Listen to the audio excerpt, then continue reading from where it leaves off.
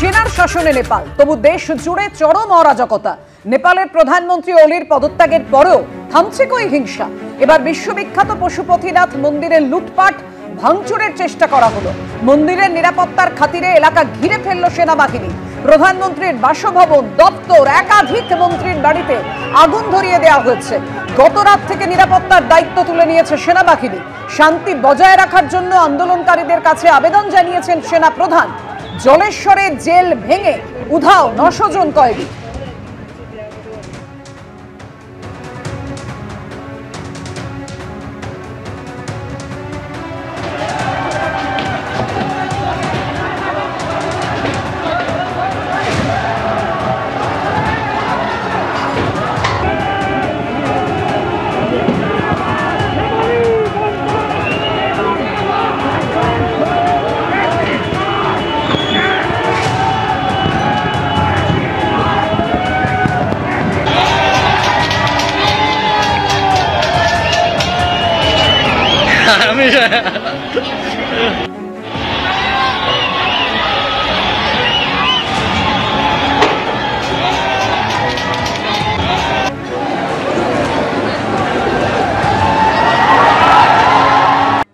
প্রতিবেশী রাষ্ট্র নেপালে জেন জির বাঁধ ভাঙা ক্ষোভ।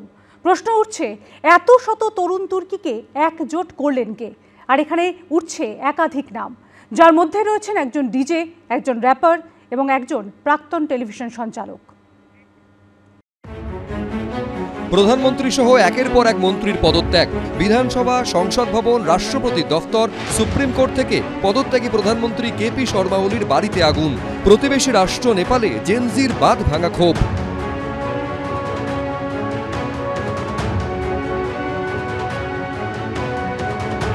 প্রকৃতি রুদ্ররূপ বহুবার ভেঙে চুড়ে দিয়েছে হিমালয়ের কোলে থাকা এই ছোট্ট দেশকে, কিন্তু যুব সমাজের এই রুদ্ররূপ কখনো দেখেনি। এখানেই প্রশ্ন উঠছে, এত শত তরুণ তুর্কিকে একজোট করলেন কে? এখানেই উঠে আসছে একাধিক নাম। কাঠমান্ডুর বর্তমান মেয়র, সিভিল ইঞ্জিনিয়ার এবং র্যাপার বছর 35-এর বালেন শাহ, নেপালের প্রাক্তন স্বরাষ্ট্রমন্ত্রী 51 বছরের রবি লামিছানে, যাকে মঙ্গলবার দুপুরে জেল ভেঙে ছাড়িয়ে আনে আন্দোলনকারীরা, এবং হামি নেপালের প্রতিষ্ঠাতা ও ডিজে বছর 36-এর সুদান গুরুং।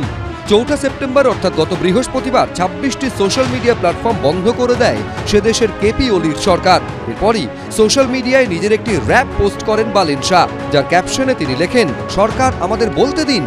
সোমবার যখন জেনজির ক্ষোভে উত্তাল নেপাল, তিনি সোশ্যাল মিডিয়ায় প্রধানমন্ত্রী কেপি ওলির উদ্দেশ্যে লেখেন, আপনি একজন সন্ত্রাসবাদী। বছর 35-এর বালেন 2022 সালে কাঠমান্ডুর মেয়র নির্বাচনে নির্দল প্রার্থী হিসেবে 61,000 ভোটে জয়ী হন। সেই বালেন শাহকেই এখন দেশের অন্তর্বর্তী প্রধান হিসেবে চাইছে যুব সমাজ। এমনই খবর সে দেশের সংবাদ মাধ্যম সূত্রে। বালেন শাহর সঙ্গে নাম উঠে আসছে নেপালের প্রাক্তন স্বরাষ্ট্রমন্ত্রী 51 বছরের রবি লামিছানের, যাকে মঙ্গলবার দুপুরে জেল ভেঙে ছাড়িয়ে আনে আন্দোলনকারীরা। একসময় টিভির সঞ্চালক হিসেবে সুনাম অর্জন করেছিলেন এই রবি লামিছানে। 2022 সালে রাষ্ট্রীয় স্বতন্ত্র পার্টি বা আরএসপি প্রতিষ্ঠা করেন। বারবার হতাশাগ্রস্ত তরুণদের হয়ে সওয়াল করে রবি লামিছানে হয়ে উঠেছিলেন কার্যত পরিবর্তনের প্রতীক। পাশাপাশি শোনা যাচ্ছে আরেকজনের নাম, হামি নেপালের প্রতিষ্ঠাতা ও ডিজে সুদান গুরুংয়ের। ডিস্কো জকি বা ডিজে হিসেবে একসময় জনপ্রিয়তা অর্জন করেছিলেন সুদান, কিন্তু জীবনের মোড় ঘুরিয়ে দেয় ভূমিকম্পে সন্তানকে হারানোর যন্ত্রণা। 2015 সাল থেকে হামি নেপাল নামে একটি স্বেচ্ছাসেবী সংগঠন শুরু করেন। ঠিক করেন নেপালের তরুণ প্রজন্মের ছেলে মেয়েদের মধ্যে শিক্ষার প্রসারে কাজ করবেন। নেপালের বিপি কৈরালা ইনস্টিটিউটে দুর্নীতির প্রতিবাদ করে খোপা ক্যাম্প আন্দোলনেও সামিল হন সুদান। Congratulations guys, सबैजनालाई नेपाल सरकार ढलिसकेको छ। The youth has won the protest, won over the country. The future is ours. Finally, we made it happen.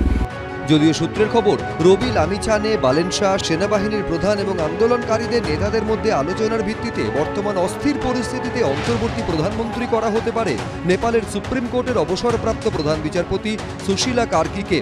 নেপালের প্রথম মহিলা প্রধান বিচারপতি ছিলেন তিনি। যে সরকার ইন্টারনেট ফ্রিডম কার্টেল করবে না, সেই সরকারকেই এই নতুন প্রজন্ম চাইবে। মানে জেনজির কাছে এটা খুবই ইম্পর্টেন্ট যে that you are able to voice your protest on social media. আর ওদের অনেক দিনের মানে এই চাপা গ্রিভেন্সটা ছিল যে অ্যাবাউট করাপশন, যেটা নেপো কিডস হ্যাশট্যাগ ট্রেন্ডিং হচ্ছে। They want basically ban on corruption, not ban on social media. তো তারা তেমনই সরকার চাইবে যে সরকার মানে তাদের ফ্রিডমের ওপর কার্টেল করবে না, যে সরকার ট্রান্সপারেন্সি মেনটেন করবে।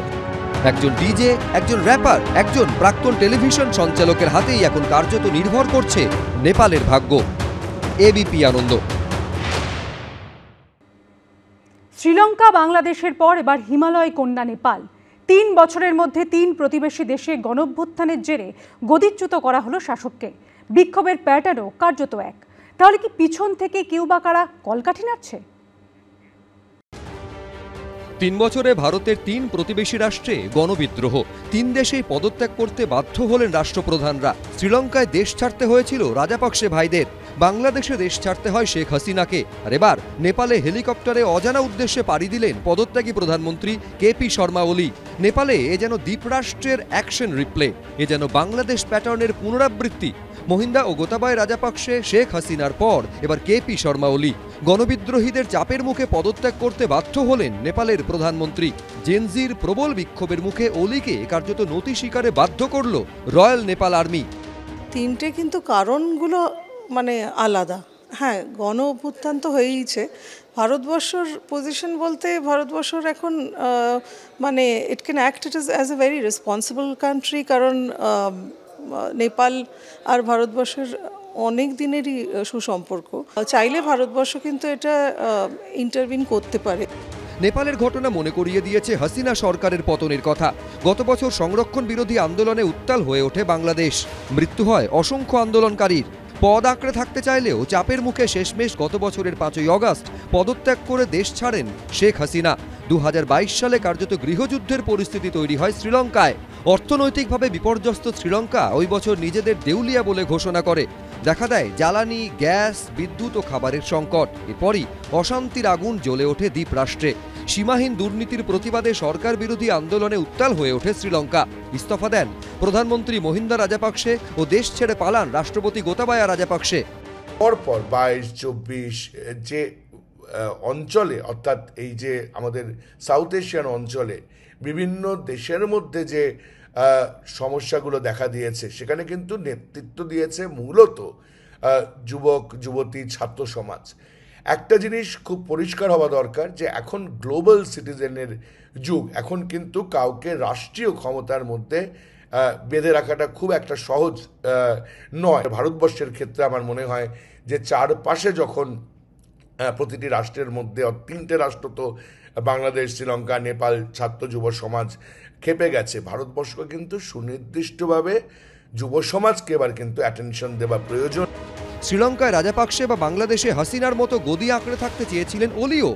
মন্ত্রীদের নির্দেশ দিয়েছিলেন পদত্যাগ না করার। এমনকি পরিস্থিতি সামাল দিতে মঙ্গলবার সন্ধ্যায় সর্বদলীয় বৈঠকও ডাকেন, কিন্তু পরিস্থিতির চাপে তাকে পদত্যাগ করতে হলো।